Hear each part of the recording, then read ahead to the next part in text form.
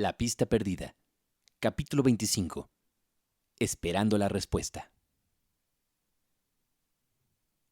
Bueno, no creo que debamos entretener más al señor Fortescue. Quiero hablar con usted unos minutos sobre otro tema, señor Monte-Jones.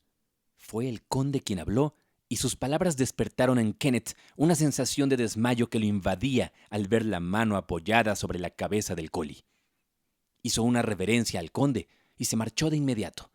No era el momento de abordar el tema que centraba sus pensamientos. Si hablaba con el conde, debía hacerlo solo con él y no en presencia del señor Monte-Jones. Además, en su actual tumulto de sentimientos, no se sentía capaz de hablar en absoluto. Necesitaba tiempo para pensar y reflexionar. Caminó por la avenida sin ver ni oír nada. El hermoso paisaje se perdió por completo ante sus ojos. Pasó por las grandes puertas sin reparar en el portero que se las abrió. Siguió adelante sin saber ni preocuparse por dónde iba, sin tener la menor idea de qué acción debía tomar. Quería estar solo para pensar.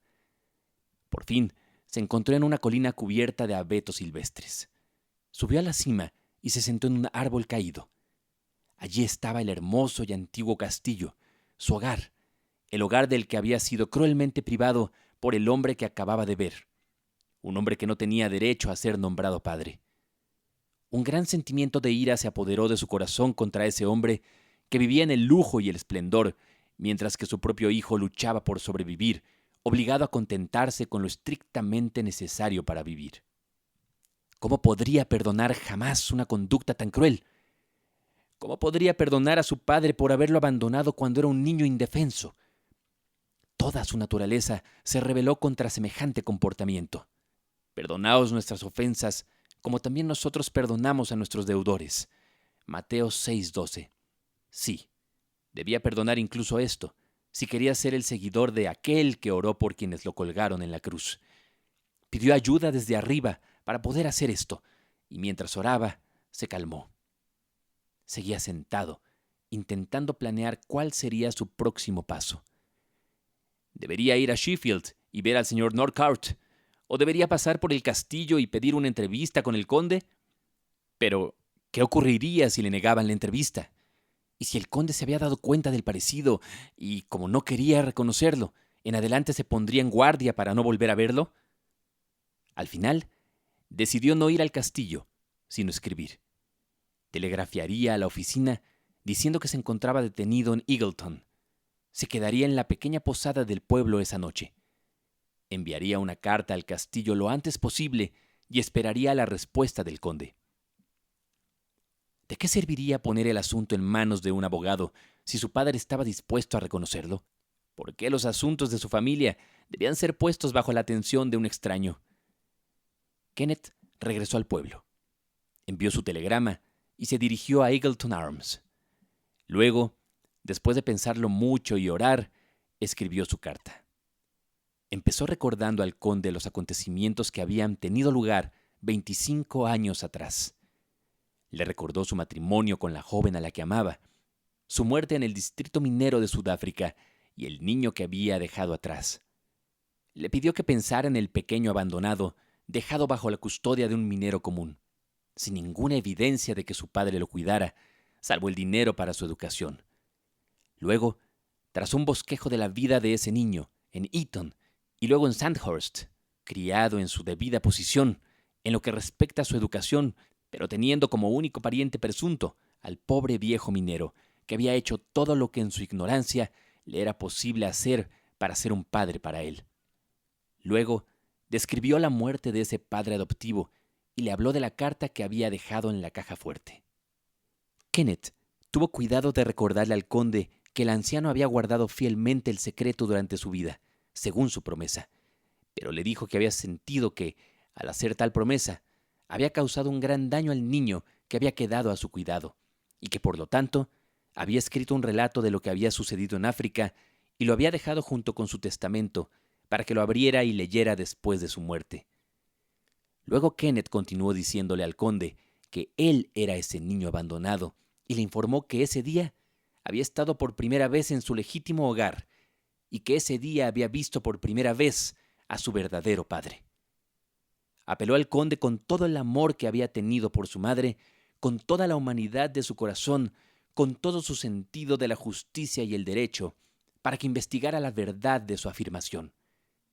Le imploró que se fijara en el notable parecido que había entre él y el retrato del conde pintado cuando era joven, y le rogó que le permitiera volver al castillo para que pudieran hablar juntos y el conde pudiera observar más de cerca ese parecido.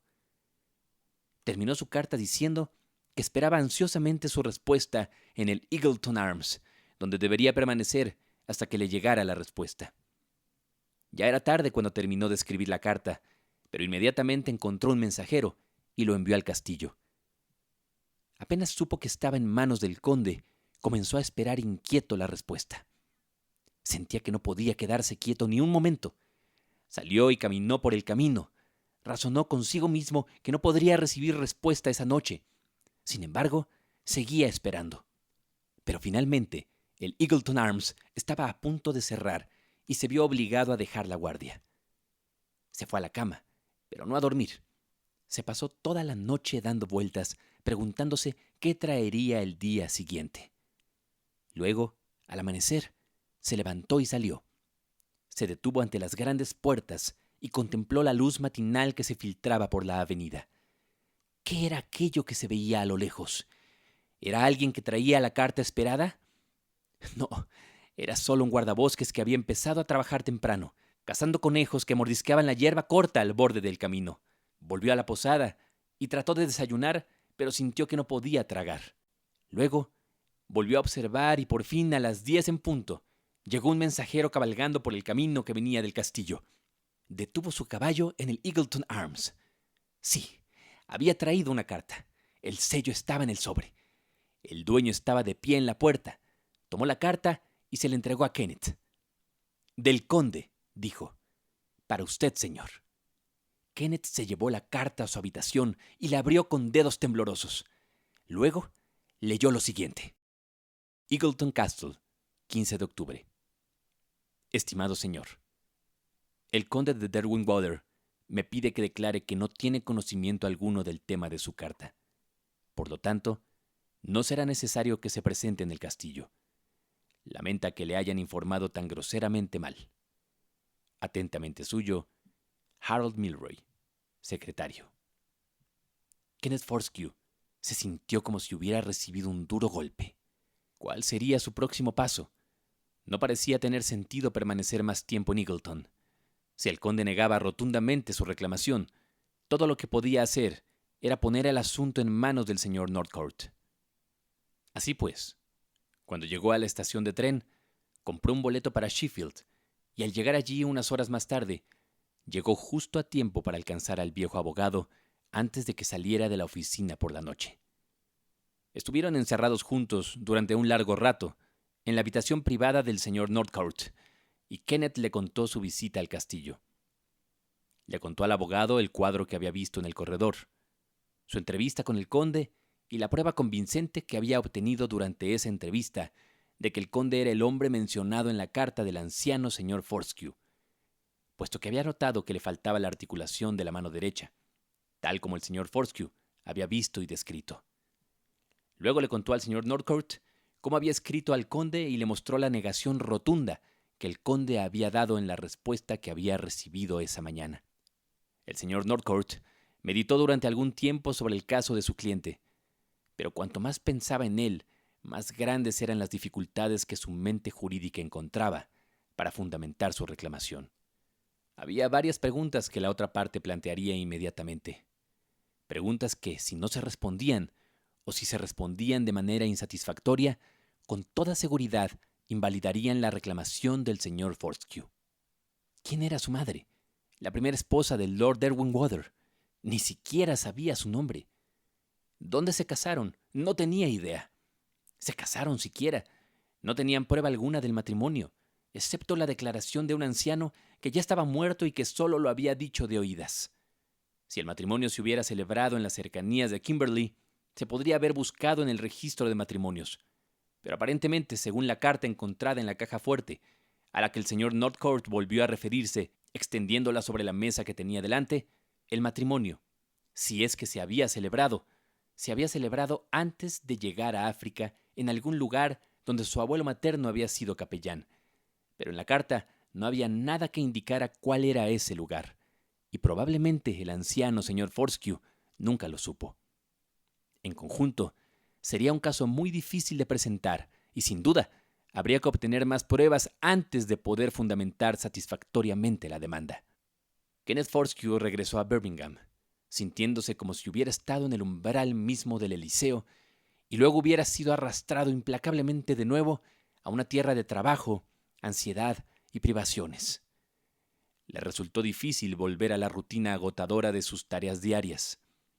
El pequeño salón trasero nunca le había parecido tan deprimente. Estaba más lejos que nunca de conseguir su posición adecuada en el mundo y, mientras las cosas siguieran como estaban, no veía ninguna perspectiva de tener un hogar propio y, por lo tanto, ninguna esperanza de poder ganar el amor de Marjorie Douglas. Y el capitán Barrington tuvo todas las oportunidades de verla y le pareció una muchacha encantadora. Kenneth Fortescue se encontraba muy deprimido durante los oscuros días de noviembre que siguieron.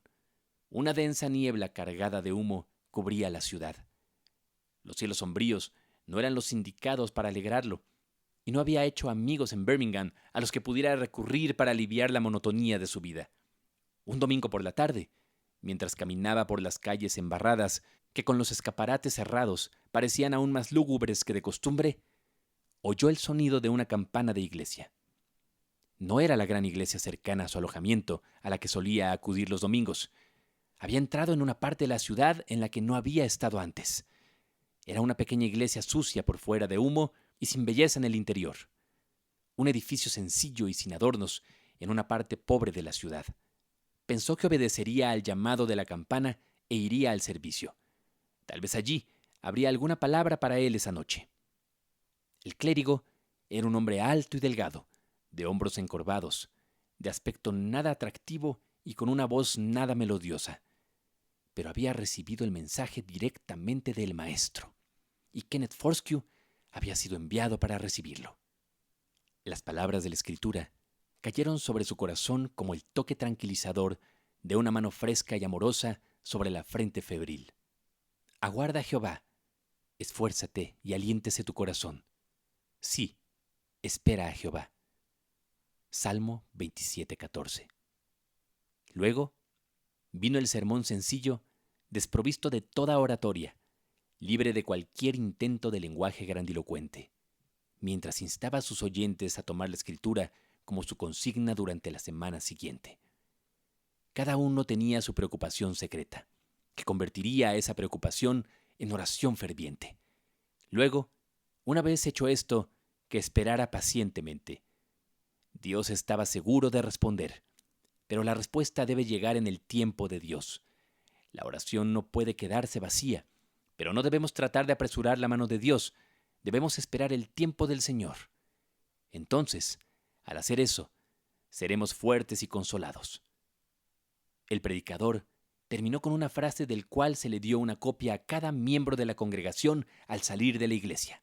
Kenneth Fortescue siempre conservó esa frase como uno de sus mayores tesoros. Oh, espera y sé fuerte. Dile a Dios en oración cuál es tu dolor oculto, tu preocupación secreta. Sin embargo, si no recibes respuesta, sigue orando y espera. El tiempo de Dios siempre es el mejor. Nunca es demasiado tarde.